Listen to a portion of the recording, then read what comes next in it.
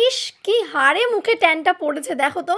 সরস্বতী পুজোয় বিয়েবাড়ি এত মেকআপ করেছি, এত ঘুরেছি যে মুখের অবস্থা খুব খারাপ। তাই মুখের অবস্থাটাকে আগের পজিশনে নিয়ে আসার জন্য চলো আমি ঘরোয়া কিছু টিপস ব্যবহার করব। তো ফার্স্টেই দেখতে পাচ্ছ আমি একটা বাটি নিয়েছি, সেই বাটিতে ১ চামচ আমি প্রথমে বেসন নিয়েছি, ১ চামচ না দেখতেই পাচ্ছ। তারপরে কিছুটা পরিমাণ চালের গুঁড়ো নিয়েছি, তারপরে নিয়ে নিয়েছি আমার অ্যালোভেরা জেলটা। তোমরা অনেকেই আমার অ্যালোভেরা জেলটা আমার মেকআপ ভিডিওতে দেখেছো। তো সেটার থেকেই আমি কিছুটা অ্যালোভেরা জেল নিয়ে নিয়েছি আমার ফেসের জন্য, কারণ অ্যালোভেরা জেল কিন্তু খুবই ভালো, খুবই উপকার করে। আর তারপরে নিয়ে নিয়েছি কোকোনাট অয়েল। কোকোনাট অয়েল তোমাদের কাছে যেমনটা থাকবে তোমরা তেমনটাই ২-৪ ফোঁটা কিন্তু এই মিশ্রণটাতে দিতে পারো।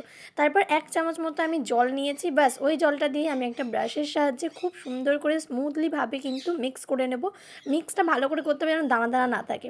মিক্স করা হয়ে গেলেই ফেসটাকে খুব ভালো করে ক্লিন করে নিয়ে তারপরে কিন্তু এটাকে অ্যাপ্লাই করতে হবে। ওয়াইপস দিয়েও ক্লিন করতে পারো বা ভেজা তোয়ালি দিয়েও তোমরা ক্লিন করতে পারো। তো তারপরে এটা ফুল ফেসে খুব ভালো করে অ্যাপ্লাই করবে। যেখানে যেখানে ট্যান পড়েছে সেখানে একটু বেশি বেশি করে অ্যাপ্লাই করবে। ট্যানটা কিন্তু বেশিরভাগ চিকে, নোজে আর আমাদের ফোরহেডেই পড়ে, সেটা কিন্তু তোমরা লক্ষ্য করলেই বুঝতে পারবে। তারপরে যাই হোক অনেকক্ষণ আমি ৫ মিনিট বসে রাখবো এখন এটা দিয়ে।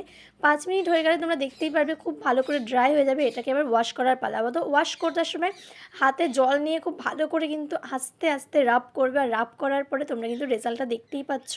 আমি কিন্তু ফ্রেশ হয়ে চলে এসেছি। তো এটাই হচ্ছে আমার ফাইনাল রেজাল্ট। তো দেখতে কেমন লাগছে অবশ্যই জানিও। আগের থেকে কিন্তু এখন এর ফেসটা একটু বেশিই ক্লিন লাগছে।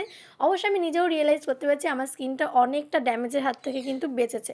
তারপরে আর কি ময়শ্চারাইজার অ্যাপ্লাই করো, আর অ্যাপ্লাই করার পর রেজাল্ট নিজের চোখেই দেখে নাও। তো এইরকমভাবে কিন্তু তোমরা ঘরোয়াভাবে নিজের স্কিনের খেয়াল রাখতে পারো। তো স্কিনের খেয়াল কিন্তু তোমাদেরকে খুব ভালো করেই রাখতে হবে, আর সেটা না রাখলে কিন্তু কখনোই চলবে না। তো কেমন লাগলো আজকের এই টিপসটা তোমাদের? ভালো লাগলে অবশ্যই জানিও। তো রাখছি এখানেই, দেখা হবে আবার নতুন একটা কোনো সিরিজ নিয়ে। তো টাটা।